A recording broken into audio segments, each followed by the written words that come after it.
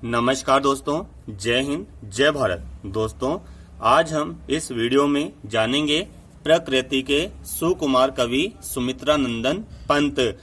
आखिर सुमित्रानंदन पंत को प्रकृति के सुकुमार कवि क्यों कहा जाता है?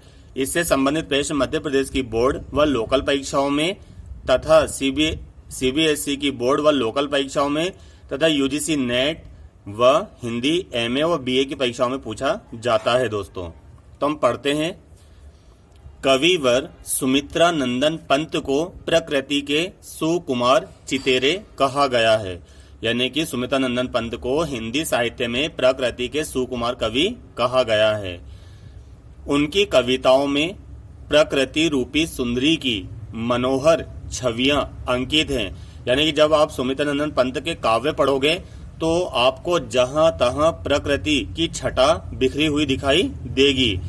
प्रकृति को कभी उन्होंने माता माना है, तो कभी सुंदरी माना है, कभी दुल्हन माना है। मतलब अलग अलग रंगों में उन्होंने प्रकृति को ही उकेरा है। दोस्तों, अपने काव्य में प्रकृति चित्रण के संदर्भ में पंत जी ने स्वयं कहा है, ये मैंने नहीं कहा, ये आपने नहीं कहा, स्वयं उन्होंने ही कहा है, कविता करने की प्रेरणा मुझे सबसे पहले प्रकृति निरीक्षण से ही मिली है।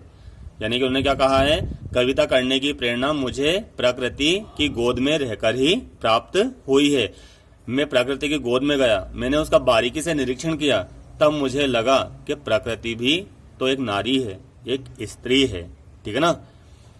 आगे वो लिखते हैं, वापस से पंत जी आगे लिखते हैं, साधारणतः प्रकृति के सुंदर रूप ने ही मुझे अधिक लुभाया है। ठीक है ना।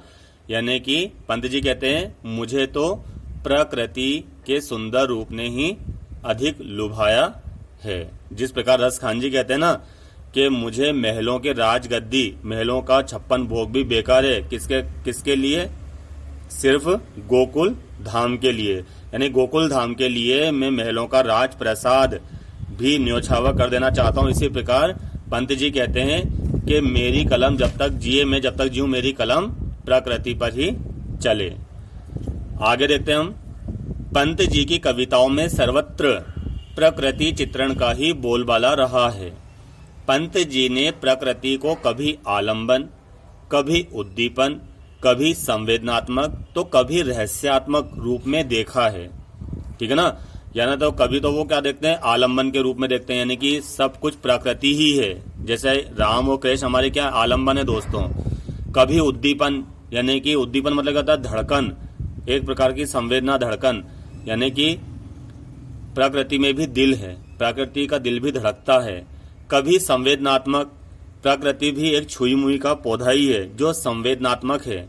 कभी रहस्यात्मक, यानी कि प्रकृति पूरी रहस्य से तो भरी हुई है। जहां तहां देखोगे आप रहस्य ही रहस्य इस प्रकृति में देखा है। इससे ज्ञात होता है कि आपकी कविताओं का मुख्य स्वर प्रकृति चित्रण ही रहा है। समझ में आया आपको? ये नहीं समझ में आया तो आप मुझसे कमेंट्स भी कर सकते हैं। दोस्तों, प्रकृति के संबंधित पंत के कुछ काव्य की कुछ लाइनें लिखी है मैंने, इससे आप समझना। ये आहा धरती कितना देती है से है, रत्न प्रसविनी है वसुधा अब समझ सका हूं। यानी कि पंत जी ने बचपन में पैसे बो दिए थे, पैसे उगे नहीं, तो उन्होंने वसुधा को बहुत कोसा। वसुधा मतलब था धरती को बहुत कोसा। अरे धरती तो बांझ है, मेरे पैसों की गलती नहीं है, धरती तो वंध्या है। इस प्रकार की बातें करी उन्होंने। लेकिन जब उन्होंने सेम के बीज बोए और सेम के बीज से फलियां लगी और लोगों में बांटी और लोगों में वाहवाही हुई, तब पता चला कि वसुधा तो वाकई ही माता है, इसकी गोद में तो रत्न उत्पन्न होते हैं। इस प्रकार की जब आप काव्य पढ़ोगे तो पूरा प्रकृति का वर्णन है। दूसरा है नौका विहार से है ये, तापस बाला गंगा निर्मल राशि मुख से दीप्त मृदु करतल। यानी कि यहाँ पर गंगा का वर्णन है नौका विहार में। गंगा को उन्होंने तापस बाला बताया, यानी तपस्वी कन्या का रूप बताया है, जो जिसकी कोमल कोमल हथेलियां हैं, वो कोमल हथेलियों में चंद्रमा की किरणें पड़ रही हैं, जिससे उसकी हथेलियां चमक रही हैं। यानी कि गंगा को भी उन्होंने नहीं छोड़ा। गंगा को क्या बता दिया? तपस्वी बाला। उन्होंने नदी, पहाड़, झरने वगैरह सबको ही उन्होंने स्त्री का रूप बताया दोस्तों पंत जी ने, क्योंकि ये छायावादी कवि हैं ये, इसलिए। और छायावाद में प्रकृति का मानवीकरण किया गया है।